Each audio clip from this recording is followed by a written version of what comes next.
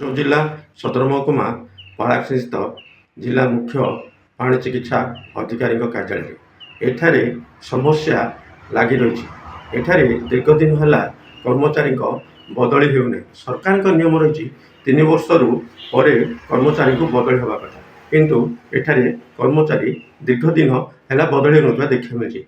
एठारे सरकार स्पष्टता पर प्रश्नवाची सृष्टि कर सरकार मो सरकार जदि एप्रति दृष्टि देवे जिलार विकास फेर सेहीपरि ऑफिस रे गोटे कुकुड़ा उत्पादन केन्द्र रही जहाद्वारा चाषी उपकृत हो पारे, किंतु दीर्घ दिन है कुकुड़ा उत्पादन केन्द्र कुकुड़ा छुआ उत्पादन हो पारनी जहाँफल चाषी उपकृत हो पारती।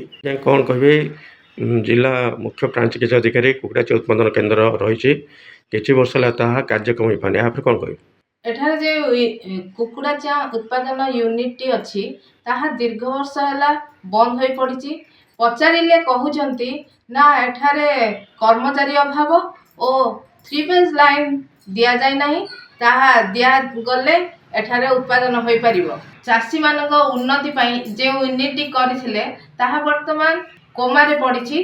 ताहा जदि कार्यक्षम हुए ताहा चाषी उपकृत हो पारते, अर्थनैतिक अभिवृद्धि और सामाजिक अभिवृद्धि हो पारि था। राज्य सरकार किंबा विभाग एथप्रति दृष्टि देले चाषी उपकृत हो पारे बोली आशा करा जाउछि। विभाग उदासीनता हो इच्छा शक्ति अभाव ये असुविधा सम्मुखीन होती चाषी।